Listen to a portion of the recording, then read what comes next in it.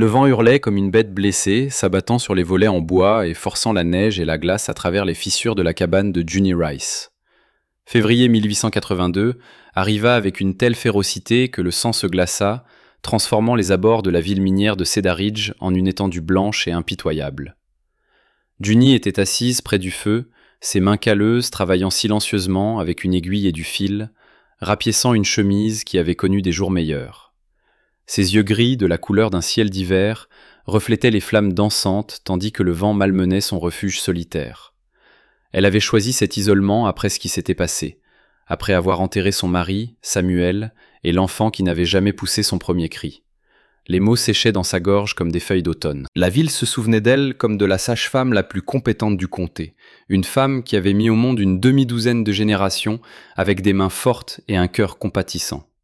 Mais c'était avant que le choléra n'ait emporté tout ce qu'elle aimait en une semaine cruelle.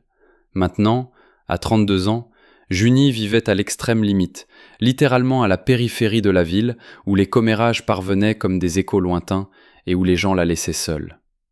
Sa cabane, construite de la main de Samuel, se tenait sur une pente parmi les pins gémissant sous le poids de la neige. Elle avait des poules, un petit jardin attendant le printemps sous une couverture glacée, et le silence. Et c'était suffisant. Il était censé en être ainsi. Un coup soudain à la porte la fit sursauter si fort qu'elle laissa tomber son aiguille.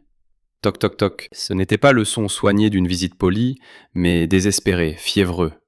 Comme si quelqu'un frappait à coups de poing au lieu de toquer avec les jointures. Junie se figea, son cœur battant fort. Personne ne venait la voir après la tombée de la nuit.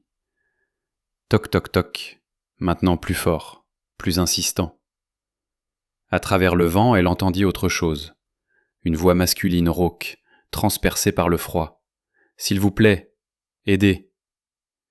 Junie se leva lentement, laissant tomber sa couture sur le sol. Ses pieds nus se déplacèrent silencieusement sur les planches de bois, s'approchant de la porte. Elle pouvait entendre ses propres respirations rapides et peu profondes. Ses mains tremblèrent lorsqu'elle atteignit le loquet.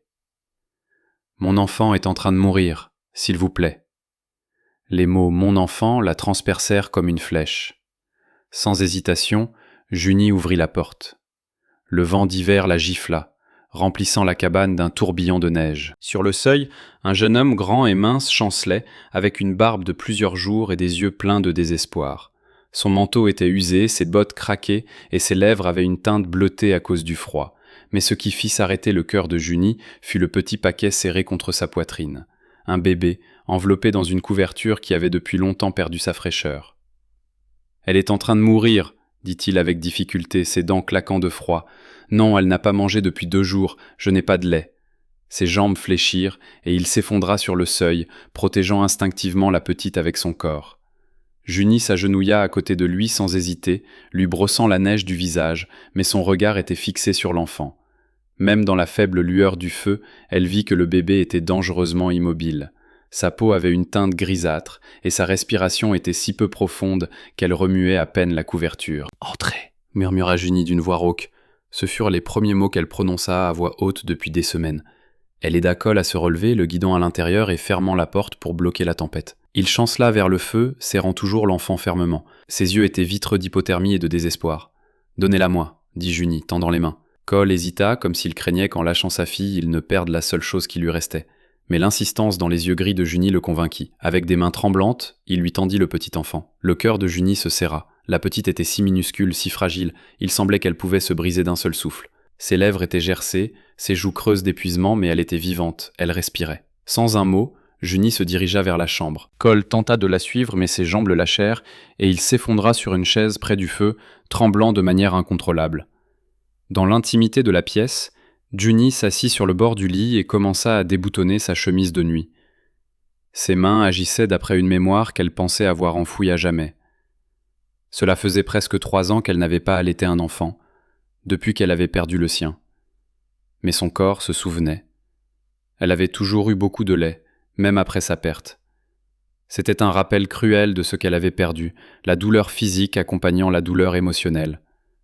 Mais maintenant, tenant cette petite étrangère contre sa poitrine, la douleur se transforma en quelque chose d'autre, presque sacré. Le bébé lutta faiblement au début, trop faible pour téter correctement. Junie murmura doucement, des mots émergeant des profondeurs de l'instinct primal. Elle toucha doucement la joue de la petite avec son doigt, stimulant le réflexe de fouissement. Finalement, après ce qui sembla une éternité, les minuscules lèvres se refermèrent. Une sensation la traversa comme un éclair, douleur, soulagement, perte et espoir, tout se mêla en un instant qui lui coupa le souffle. Les larmes coulèrent sur ses joues, alors que le bébé commençait à téter plus fort, détendant son petit corps contre la poitrine de Junie. « C'est ça, » murmura-t-elle, sa voix tremblante d'émotion. « C'est bien, petite. » De la pièce principale vinrent les bruits de Cole qui bougeaient, des pas lourds sur le bois. Il était probablement anxieux, essayant de comprendre ce qui se passait. Mais Junie ne pouvait pas bouger, ne pouvait pas interrompre ce moment fragile et précieux. L'enfant téta pendant 20 minutes. Ses petits poings se serraient et se détendaient sur le sein de Junie. La couleur de sa peau s'améliora, la teinte grisâtre étant remplacée par un rose sain. Quand elle finit par s'endormir, nourrie et paisible, Junie se permit de l'examiner attentivement. Le bébé avait des cheveux foncés, à peine visibles sous son bonnet de laine délavé.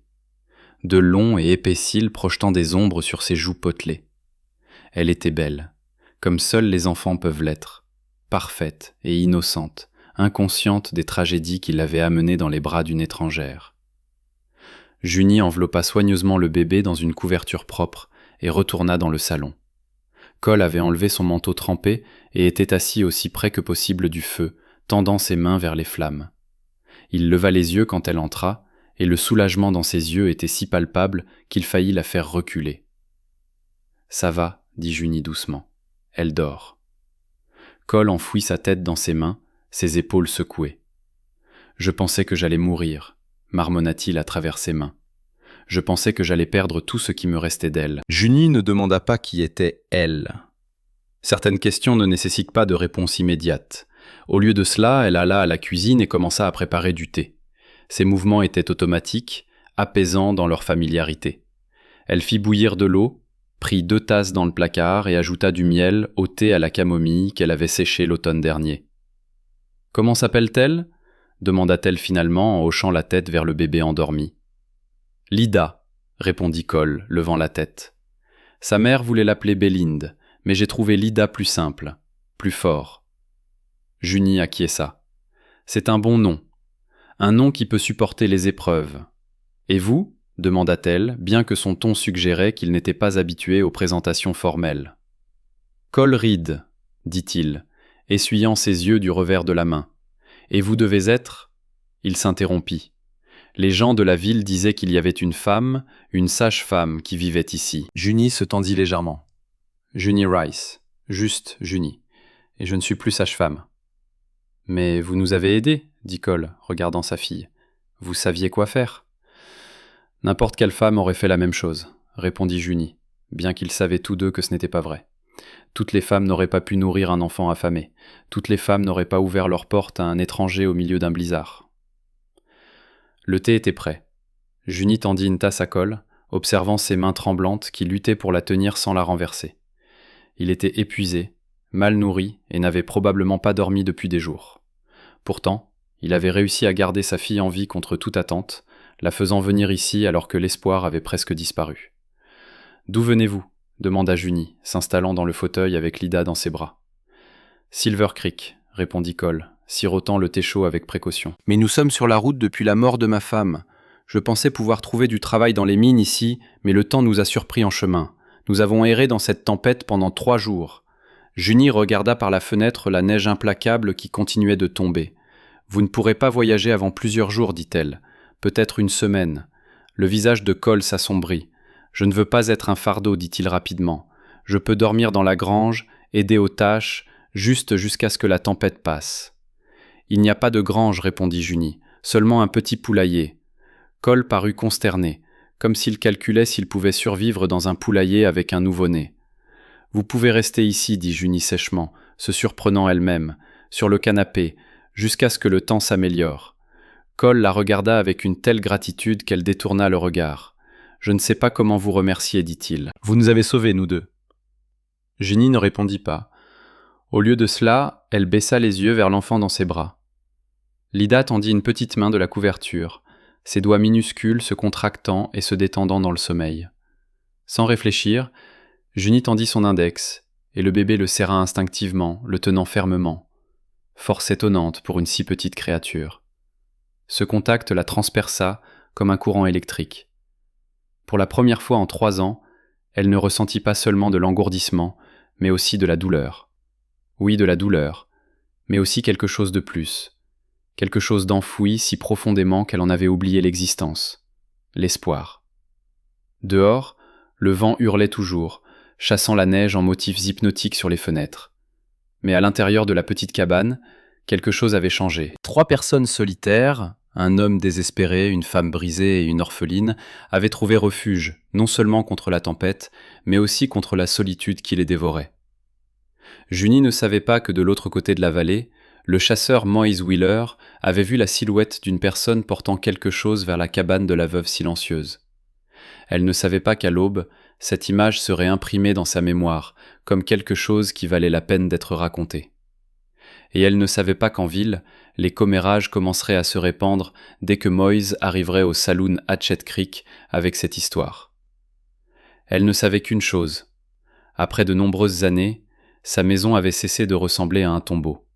Elle était devenue un sanctuaire, et le bébé dans ses bras, cette petite étrangère arrivée avec la tempête, semblait être une seconde chance, enveloppée dans une couverture, nourrie de lait et renouvelée d'espoir. La neige continuait de tomber, couvrant leurs traces, effaçant les preuves de leur arrivée. Mais certaines traces ne s'effacent pas si facilement. Certaines traces changent le cours des vies à jamais. L'aube arriva, pâle et silencieuse, s'infiltrant à travers les rideaux délavés comme une promesse incertaine. Junie se réveilla au son familier, Lida s'agitant dans le petit panier qu'elle avait confectionné comme berceau près du lit. Pendant la nuit, le bébé s'était réveillé 2 fois pour manger, et chaque fois, Junie avait répondu sans hésitation, comme si elle s'était occupée d'elle toute sa vie. Elle se leva lentement, sentant le poids de l'épuisement dans ses os, mais aussi quelque chose de plus, un sens du but qu'elle avait oublié. Lida la regarda avec des yeux sombres et attentifs, non plus vitreux de faiblesse, mais pétillants de la vitalité d'un enfant bien nourri. « Bonjour petite », murmura Junie, soulevant la petite et la serrant contre sa poitrine. Le contact devint naturel avec une rapidité étonnante. Elle sortit de la chambre et vit Cole, déjà réveillé, pliant soigneusement la couverture qu'il avait utilisée sur le canapé. Il avait remis du bois sur le feu, et l'eau pour le thé était déjà en train de bouillir. Il semblait moins spectral que la nuit dernière. La couleur était revenue sur ses joues, et ses yeux avaient perdu le regard vitreux du désespoir total. « J'espère que ça ne vous dérange pas, » dit-il, en indiquant le poêle. « Je pensais pouvoir aider. » Junie acquiesça et s'installa dans le fauteuil pour nourrir Lida. Cole se déplaçait dans la petite cuisine avec précaution et considération, comme une personne consciente d'être en territoire inconnu. Il fit du thé pour eux deux et plaça un bol de simple gruau devant elle, utilisant des provisions du garde-manger. « Mangez, dit-elle doucement. Vous avez besoin de force. » C'était étrange d'avoir quelqu'un qui s'occupait d'elle après tant d'années de solitude. Plus étrange encore que cela s'avère agréable. Au petit déjeuner, dans un silence confortable, Cole regarda par la fenêtre où la neige avait enfin cessé, laissant un monde blanc et transparent. « Je devrais partir aujourd'hui, dit-il soudain. Junie suivit son regard à l'extérieur. La neige leur arrivait aux genoux. Le vent avait accumulé des congères à certains endroits qui leur arrivaient à la taille. Le chemin de la ville était impraticable pendant plusieurs jours. « Vous ne pouvez pas, dit-elle sans détour. Même sans l'enfant, un homme n'atteindrait pas la ville dans cette neige. » Cole serra les poings sur la table. « Je ne veux pas être un fardeau plus longtemps que nécessaire. »« Et que ferez-vous quand vous arriverez en ville ?» demanda Junie. « Comment nourrirez-vous Lida ?» La question resta suspendue dans l'air comme de la fumée. Cole n'avait pas de réponse, car il n'y avait pas de bonne réponse. Sans argent, sans famille, sans perspective de travail immédiat, Lui et Lida se retrouveraient dans la même situation désespérée qu'auparavant, à la porte de Junie. « Je trouverai un moyen », murmura-t-il, mais les mots sonnaient creux, même à ses propres oreilles. Junie baissa les yeux vers Lida, qui s'était endormie dans ses bras après avoir mangé. Le bébé semblait en bonne santé, avec des joues pleines et roses, et une respiration profonde et régulière. En 24 heures, elle était passée de mourante à l'image de la santé infantile. « Restez jusqu'à ce que le temps s'améliore, dit finalement Junie. Jusqu'à ce que vous trouviez du travail dans les mines. Lida a besoin de stabilité. Cole la regarda avec un mélange de gratitude et de honte. « Je ne peux pas continuer à accepter votre aide. Au moins, laissez-moi gagner ma vie ici. » Ainsi commença une routine étrange mais réconfortante. Cole devint les mains et le dos que Junie avait perdus après la mort de Samuel. Il coupait du bois avec une détermination farouche, comme si chaque bûche fendue était un petit acte d'expiation. Cole répara le toit du poulailler, renforça les volets contre les vents futurs, et dégagea des chemins dans la neige vers le puits et le bûcher. Junie le regardait travailler par la fenêtre, nourrissant Lida. Il y avait quelque chose de presque désespéré dans son approche de chaque tâche, comme si le travail physique pouvait expier le fait qu'il était venu à sa porte avec rien d'autre que le pur besoin. Le soir, quand le travail de la journée était terminé, il s'asseyait près du feu. Cole sculptait de petits jouets pour Lida dans du bois avec un couteau qu'il avait pris de ses bagages, un simple hochet, un petit cheval, des figures primitives qui apaisaient le bébé avec plaisir. Junie cousait, raccommodant les vêtements de Cole et confectionnant de petites choses pour Lida avec des tissus qu'elle avait conservés pendant des années. Il parlait peu. Cole semblait comprendre instinctivement que Junie n'était pas femme à beaucoup de mots, et elle appréciait sa compréhension silencieuse. Mais dans le silence entre eux, quelque chose grandissait. Non pas de la romance, mais une compréhension plus profonde, née de la reconnaissance de la perte dans les yeux de l'autre. Le 5e jour se leva, et Moise Wheeler descendit des montagnes. Junie était dans la cour, nourrissant les poulets, tandis que Cole coupait du bois près du bûcher. Lida dormait dans un panier près de la porte, enveloppée dans une couverture et protégée de l'air froid. C'était une scène domestique et paisible, jusqu'à ce que Moise apparaisse sur la crête de la colline, laissant de profondes traces de raquettes sur la neige intacte. Moise Wheeler était connu à Cedar Ridge comme un homme qui faisait le commerce de fourrures et de commérages, et il avait un bon œil pour les deux. Il s'arrêta à la lisière de la propriété de Junie, assez près pour voir clairement ce qui se passait, mais assez loin pour ne pas être immédiatement remarqué. Un jeune homme travaillant sur la propriété de la veuve silencieuse, une femme qui n'avait pas parlé aux habitants depuis 3 ans, s'occupant d'un enfant qui n'était clairement pas le sien. Torse nu malgré le froid, la sueur brillant sur son dos, il travaillait avec l'intensité d'un homme qui avait quelque chose à prouver. Moise sourit. C'était le genre d'histoire qui lui payait des verres au saloon Hatchet Creek pendant des semaines. Pendant ce temps, en ville, Myriam Coach se préparait pour ses tournées matinales quand elle entendit les premières rumeurs. 2 femmes de la ville étaient venues chercher l'expectorant qu'elle avait préparé. Mais leur voix avait ce ton particulier que Myriam avait appris à reconnaître, le son d'un scandale en gestation. Moïse dit qu'il a vu de la fumée sortir de la cheminée de Junie Rice pendant toute la tempête, murmura l'une. Et qu'il y avait un homme ? Quel genre ? Demanda l'autre, les yeux brillants de curiosité malveillante. Jeune selon Moïse, et avec un enfant. Myriam arrêta de piler son mortier. Pendant 3 ans, elle avait été la seule sage-femme à Cedar Ridge, bâtissant sa réputation sur les ruines de la carrière brisée de Junie. Elle aimait être celle vers qui les familles se tournaient, l'autorité morale que Junie avait perdue en s'exilant volontairement. Un enfant, répéta Myriam, gardant un ton soigneusement neutre. C'est ce que dit Moïse. Un jeune homme avec un enfant vivant chez Junie Rice depuis presque une semaine. Les implications restaient suspendues dans l'air comme une fumée épaisse. Une femme célibataire, un jeune homme, un enfant d'origine mystérieuse, dans une communauté où la réputation était aussi fragile que la glace de printemps, c'était suffisant pour ruiner n'importe qui. Mais Myriam était astucieuse et ne se pressait pas. D'abord, elle avait besoin de plus d'informations.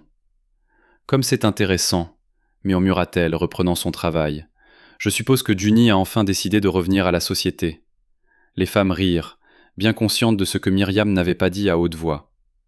Ce soir-là, quand Cole vint souper, il trouva Junie plus silencieuse que d'habitude. Lida était éveillée dans ses bras, mais Junie regardait par la fenêtre avec une expression qu'il n'avait jamais vue auparavant. un mélange d'appréhension et presque d'attente. « Tout va bien ?» demanda Cole, s'approchant du feu. Junie ne répondit pas immédiatement. Elle avait vu Moïse sur la crête de la colline, reconnu sa silhouette distinctive et sa manière d'observer. Moïse était un chasseur depuis 20 ans. Il avait un bon œil pour le détail, et un nez encore meilleur pour les histoires que ces détails pouvaient raconter. « La ville va parler, dit-elle finalement. Cole se tendit. « À propos de quoi ? Demanda-t-il. De vous ?» Junie répondit, choisissant ses mots avec soin. « De votre séjour ici, de Lida. » La compréhension se répandit sur le visage de Cole comme une ombre. Dans sa lutte désespérée pour sauver sa fille, il n'avait pas pleinement saisi les implications sociales de sa situation. Une femme célibataire s'occupant de l'enfant d'un autre homme, l'allaitant comme le sien. Dans la communauté conservatrice de Cedar Ridge, cela serait perçu comme bien plus qu'une simple charité. « Nous pouvons expliquer la situation, dit rapidement Cole. Toute personne raisonnable comprendra que vous m'avez sauvé la vie de Lida. » Junie sourit tristement. « J'ai rencontré beaucoup de gens raisonnables, Cole Reed, dit-elle. Mais les gens ne sont pas raisonnables quand il s'agit de scandales. Les gens ne sont pas raisonnables quand il s'agit de femmes qui ne suivent pas les règles, surtout les femmes qui ont perdu leur position respectée dans la société. »« Que devons-nous faire ?» demanda Cole. Junie regarda Lida qui avait commencé à faire de petits bruits, indiquant qu'elle avait de nouveau faim. Le bébé était devenu le centre de son monde en moins d'une semaine, et la pensée de la donner, de perdre cette seconde chance de maternité, la remplit d'une peur qu'elle n'avait pas connue depuis ces nuits fiévreuses qui avaient emporté sa famille. « Nous allons de l'avant, dit-elle simplement, et nous verrons ce que le vent apporte. » Mais tous deux savaient que le vent avait déjà apporté des ennuis à leur porte, et contrairement à la tempête de neige qui les avait unis, cette tempête serait beaucoup plus difficile à supporter. Dehors, les premières étoiles commencèrent à apparaître dans le ciel clair, scintillant comme des épingles d'argent sur du velours noir. La nuit était belle et calme, une nuit parfaite pour l'espoir. Mais à Cedar Ridge, à 3 miles de là, Moïse Wheeler entrait dans le saloon Hatchet Creek avec une histoire brûlante sur sa langue comme du whisky fort. Et dans la petite clinique de Miriam Koch, elle écrivait une lettre soigneusement rédigée au shérif, demandant une enquête sur des activités suspectes sur la propriété de Junie Rice. Une tempête se préparait, et cette fois, elle ne serait pas faite de neige et de vent, mais de chuchotements et de conversations condamnatoires. Junie Rice, qui avait trouvé la paix dans le silence, allait bientôt apprendre que certains silences ne peuvent la protéger des tempêtes que d'autres créent autour d'elle. La convocation atterrit entre les mains du shérif Denny Cross un mardi gris, 2 semaines après que les commérages se furent transformés en quelque chose de plus venimeux que le whisky au saloon Hatchet Creek. Cross tint à contre-cœur le document officiel, lisant les mots formels dictés par le révérend Bell, un homme habitué à ce que ses paroles aient force de loi. Junie Rice et Cole Merritt sont par la présente convoqués à comparaître devant le tribunal public le vendredi 3 mars 1882 à 14h à la chapelle méthodiste de Cedar Ridge pour répondre aux accusations de conduite immorale et de parentalité irresponsable en lien avec la garde de la mineure Lida Merritt. Il plia le papier et le mit dans la poche de son manteau. Sa mâchoire était serrée, sans la peu. Il connaissait Junie depuis 15 ans, même avant qu'elle ne perde tout ce qu'elle aimait. Il avait vu ses mains apporter la vie dans ce monde, témoigner de son dévouement silencieux à son métier, et maintenant il devait monter la montagne et lui remettre un document qui la traitait comme une criminelle. La route vers la cabane de Junie s'était améliorée. Cole avait passé 2 semaines à déneiger et à faire un chemin décent. Cross vit de la fumée s'échapper de la cheminée bien avant d'atteindre la porte, et le son d'une hache fendant du bois résonna clairement dans l'air froid. Cole sortit de derrière la maison, entendant le bruit des sabots de cheval. La hache était toujours dans ses mains, son visage déjà tendu d'inquiétude. Les hommes de loi ne montaient pas la montagne pour des bavardages informels. « Shérif, » dit Cole, appuyant la hache contre une bûche, « comment puis-je vous aider ?» Cross descendit lentement de son cheval. Son regard balaya la propriété. Elle était mieux entretenue qu'elle ne l'avait été depuis des années. Le poulailler avait un nouveau toit, les volets avaient été réparés, et il y avait assez de bois de chauffage pour durer jusqu'à l'été. Cole resta ferme. « Je dois vous parler, ainsi qu'à Madame Rice, » dit Cross. « Est-elle à la maison ?» La porte s'ouvrit avant que Cole ne puisse répondre. Junie apparut dans l'embrasure avec Lida dans ses bras. Cross vit immédiatement ce que Moïse Wheeler avait remarqué et ce que toute la ville chuchotait. L'enfant avait l'air en bonne santé et content, clairement sous la garde de Junie. Et Junie elle-même avait l'air différente, moins spectrale, comme si elle était revenue à la vie. « Shérif Cross, » dit Junie d'une voix calme mais prudente, S'il vous plaît, entrez. Cross accepta une tasse de café et s'assit à la table où Cole et Junie avaient partagé tant de repas silencieux au cours des 2 dernières semaines. Lyda gazouillait doucement sur les genoux de Junie, inconsciente de la tension qui remplissait la pièce comme une épaisse fumée. « Je crains de vous apporter de mauvaises nouvelles », commença Cross, sortant le document de sa poche. Le Conseil des Anciens, sous la direction du révérend Bell, a convoqué une audience publique pour vendredi. Il lut l'accusation à voix haute, observant la couleur quitter le visage de Cole et les épaules de Junie se tendre à chaque mot. Quand il eut fini, le silence s'installa entre eux, comme une plaie ouverte. « Conduite immorale », répéta finalement Cole, sa voix rauque d'incrédulité. « Et parentalité irresponsable. Shérif, cette femme a sauvé la vie de ma fille. Comment cela peut-il être immoral ?» Cross soupira, faisant tourner son chapeau dans ses mains. « Ce ne sont pas mes accusations, Cole, mais celles de la ville. Il y a des préoccupations concernant les arrangements de vie ici. »« Quelles préoccupations ?» demanda Junie, sa voix dangereusement calme. Cross regarda ses yeux gris et y vit la même détermination silencieuse qu'il admirait depuis des années. Myriam Coach a soulevé des questions sur une femme célibataire qui allaite l'enfant d'un autre homme, sur un jeune homme vivant dans la maison d'une femme sans surveillance appropriée. « Arrangement inapproprié ?» répéta Junie, et une note aiguë dans son ton fit bouger Cross sur son siège. « Je sais que c'est injuste, » dit Junie doucement. « Je connais votre caractère. Mais la ville est préoccupée. Ils ont besoin de réponses. » Cole se leva brusquement et commença à faire les 100 pas dans la petite pièce, comme un animal piégé. « Réponse à quoi ? Pourquoi je n'ai pas laissé ma fille mourir de faim ? Pourquoi j'ai accepté de l'aide quand j'étais désespéré ? » « Dans une petite ville, la réputation compte, » dit Cross. « Et ici, la réputation est compliquée. » Junie baissa les yeux vers Lyda, qui avait commencé à s'endormir dans ses bras. En 2 semaines, elle s'était permis de croire que cela pouvait continuer, qu'elle avait une seconde chance de maternité, que cette famille, bien que formée à la hâte, était réelle. Maintenant, la réalité la frappa comme de l'eau glacée. « Que veulent-ils » demanda-t-elle. « Séparation immédiate » répondit Cross à contre-cœur. « Cole doit trouver d'autres arrangements de vie pour l'enfant, ou la donner à une famille appropriée pour adoption. Et vous avez été conseillé de trouver un foyer en ville où vous pourrez être correctement supervisé. » Le ton de Junie devint mortel. « Par qui » demanda-t-elle. « Par Myriam Coach. » Cross ne répondit pas, mais son silence fut la réponse. Cole s'arrêta à mi-chemin, se tourna vers le shérif. « Et si nous refusons ? Si nous ne nous présentons pas à l'audience ? » « Alors le révérend Bell fera appel aux autorités extérieures, » dit Cross. « Le marshal territorial, un homme qui ne connaît pas la situation, ne vous connaît pas, qui ne verra que ce qui est en surface. » Les implications restèrent suspendues dans l'air comme une menace. Le marshal territorial n'avait pas d'histoire commune avec Junie, aucun souvenir de sa bonté passée pour tempérer un jugement. Il ne verrait que ce que Myriam et Hiram voulaient montrer. Des arrangements inappropriés, un scandale, une atteinte à la moralité publique. « Combien de temps avons-nous » demanda Junie. « L'audience est vendredi à 14h, répondit Cross. 3 jours. » Après le départ de Cross, Cole et Junie restèrent assis en silence près du feu. Lyda se réveilla et téta avec contentement, inconsciente que leur monde était sur le point de se briser à nouveau. « Ils peuvent nous séparer, » dit finalement Cole. « Je ne les laisserai pas vous prendre, Lyda, pas après tout ce que vous avez fait pour elle. » Junie ne répondit pas immédiatement. Elle pensa au visage de Cross, à la façon dont il avait évité son regard en lisant les accusations. Il y avait de la honte et de la réticence, mais aussi de la résignation. Il suivrait les ordres du conseil, parce que c'est ce que les braves gens faisaient dans des situations impossibles. « Myriam veut ça, » dit-elle finalement. Elle attendait une excuse pour m'éliminer complètement. « Pourquoi ?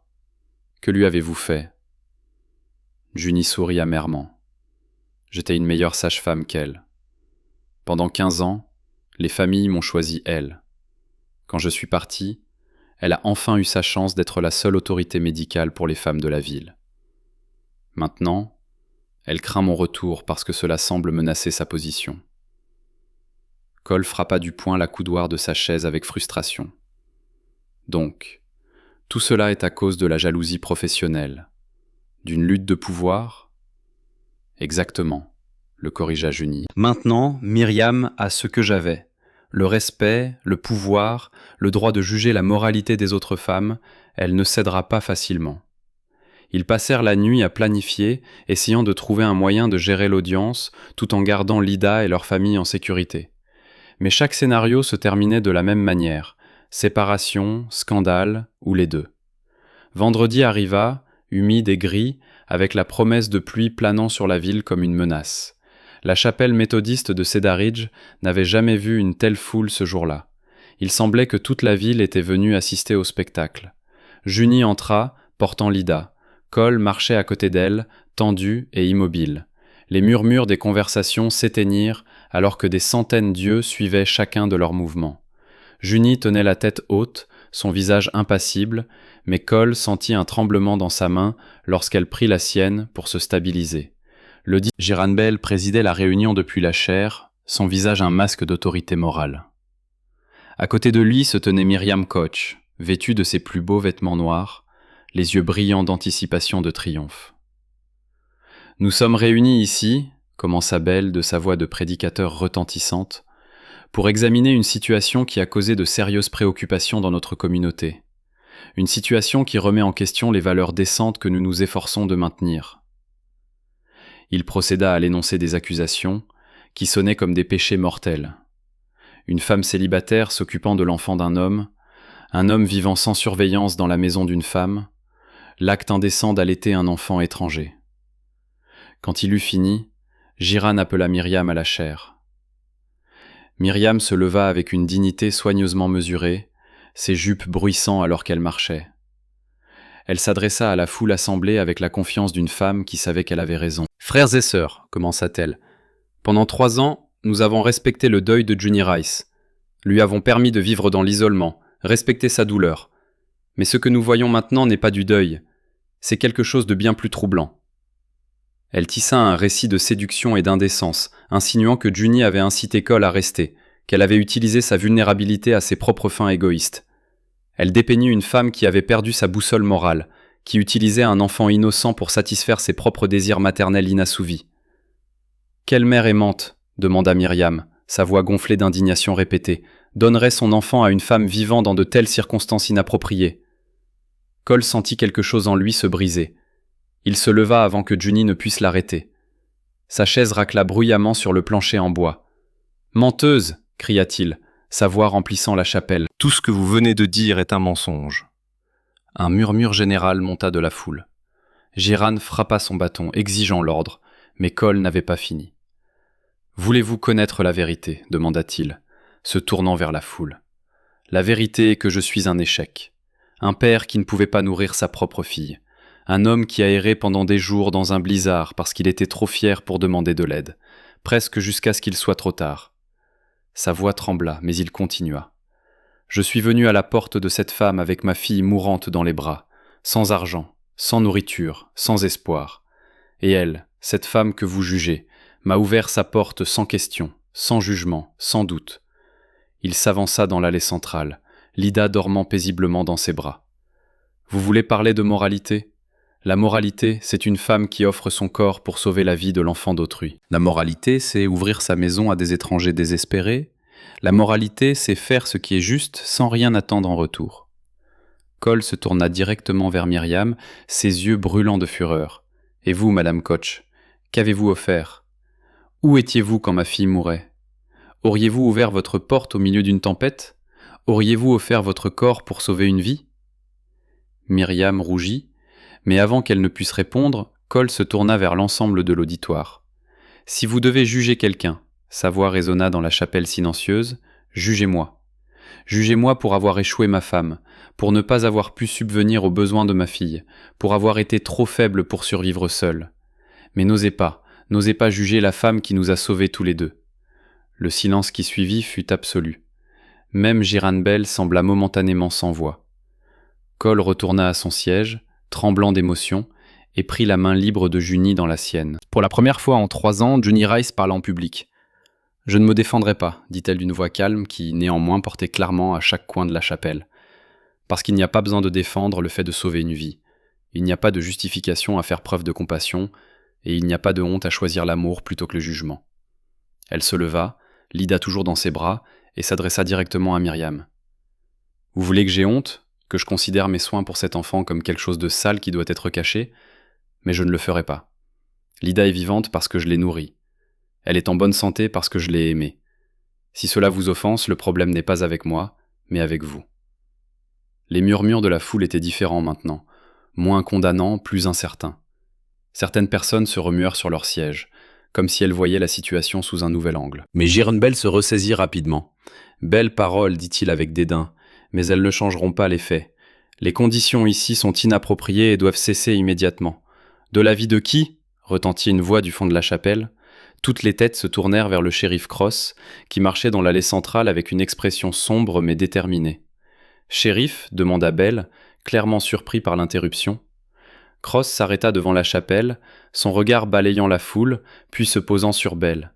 « J'ai enquêté sur cette situation, comme demandé, dit-il, et n'ai trouvé aucune preuve de méfait ou de négligence. Ce que j'ai trouvé, c'est un homme désespéré qui a cherché de l'aide, une femme compatissante qui l'a fournie, et un enfant qui prospère sous ses soins. » Il se tourna vers le public. « En 15 ans en tant que shérif dans ce comté, j'ai vu de vrais crimes, j'ai vu une vraie immoralité. Ce n'est ni l'un ni l'autre. Ce sont simplement de bonnes personnes qui prennent soin les unes des autres. Si c'est un crime, alors notre communauté est plus pauvre que je ne le pensais. » Le silence après ces mots était différent du silence habituel dans la cabane de Juni. Il était rempli de mots tus, de décisions suspendues dans l'air, comme des feuilles d'automne, avant de tomber. Avant de partir, Cole rangea méticuleusement ses quelques affaires, pliant chaque article avec le soin d'un homme qui avait tant perdu que même les objets les plus humbles avaient acquis un sens sacré pour lui. Juni le regarda depuis son fauteuil près du feu, Lida endormie sur sa poitrine. En 3 semaines qu'ils avaient passées ensemble, le bébé avait visiblement grandi, ses joues pleines, ses membres forts, et elle avait développé une capacité spéciale à s'accrocher fermement, un signe d'un enfant aimé. « Vous n'avez pas à partir, » dit finalement Juni, brisant le long silence. Cole s'arrêta, pliant une chemise usée. « Oui, je dois, » répondit-il sans lever les yeux. « Vous avez entendu Bell à l'audience, ce n'est pas fini. Il fera appel aux autorités extérieures, comme l'a dit Cross, et quand cela arrivera, les choses seront pires pour vous si je suis toujours là. » Et qu'en est-il de Lida ? La voix de Juni était calme, mais il y avait de l'acier dans sa détermination. « Comment la nourrirez-vous » Cette question avait tourmenté Cole pendant des jours. En ville, il avait secrètement interrogé sur les nourrices, mais peu de femmes avec du lait allaitaient déjà leurs propres enfants. Myriam Koch avait clairement fait savoir que toute femme qui aiderait Cole ferait face à la même condamnation sociale que Juni. Sans argent pour un tel service, ses options étaient catastrophiquement limitées. « Je trouverai un moyen », murmura-t-il. Mais tous deux savaient que c'était un espoir vide, masqué par la détermination. Juni se leva et alla à la fenêtre où les traces que Cole avait laissées après des semaines de travail acharné étaient visibles. La cour était propre, le bois de chauffage empilé avec une précision militaire, le chemin de la ville plus discernable qu'il ne l'avait été depuis des années. Il avait transformé son petit monde par sa présence, et maintenant il partait, emportant avec lui la vie qu'il avait aidé à créer. « Qu'est-il arrivé à votre femme ?» demanda-t-elle soudain, se tournant vers lui. Cole s'arrêta, ses mains immobiles sur ses vêtements emballés. C'était la question à laquelle il s'attendait mais qu'il craignait de répondre. « Hémorragie, » dit-il finalement, après l'accouchement. Le bébé n'était pas bien positionné, il y a eu des complications. La sage-femme a fait tout ce qu'elle a pu. Elle a perdu beaucoup de sang et est morte 3 jours après l'accouchement. Sa voix se brisa sur les derniers mots, et Juni put voir la culpabilité qu'il portait comme un lourd fardeau sur ses épaules. « L'aimiez-vous » demanda Juni. « Oui » répondit Cole sans hésitation, mais il se tut ensuite, comme s'il était sur le point de dire quelque chose de dangereux, mais s'arrêta. Cole la regarda finalement, et dans ses yeux, Juni vit quelque chose qui la fit retenir son souffle. Pas comme j'aurais dû aimer la femme avec qui j'allais passer le reste de ma vie. Emma était bonne, gentille, tout ce qu'un homme pouvait désirer. Mais nous étions plus comme des partenaires, des amis qui avaient décidé de se marier pour des raisons pratiques. Juni comprit la confession tacite, le lourd fardeau d'une vie vécue avec des regrets pour ce qui aurait pu être. « Et maintenant, que voulez-vous » demanda-t-elle. « Je veux que Lida ait une mère, » dit Cole farouchement. « Je veux qu'elle ait quelqu'un qui l'aime comme vous. » Sa voix se brisa et il dut avaler avant de continuer. « Je veux rester ici avec vous et construire quelque chose de réel, quelque chose que je choisis, pas quelque chose que le désespoir m'impose. » Ces mots restèrent suspendus entre eux comme un pont fragile au-dessus d'un abîme. Juni sentit quelque chose remuer dans sa poitrine, quelque chose qu'elle avait soigneusement enfoui pendant 3 ans. Ce n'était pas seulement le sentiment maternel qui s'était éveillé en elle, mais quelque chose de plus profond et de plus complet. « Et votre fierté ?» demanda-t-elle, car elle avait besoin de comprendre tous les aspects de cette décision. Cole sourit tristement. « Ma fierté a failli tuer ma fille. Ma fierté m'a fait errer dans un blizzard au lieu de demander de l'aide quand il le fallait. Je pense que j'ai déjà payé assez cher ma fierté. » À ce moment, un grand coup retentit à la porte.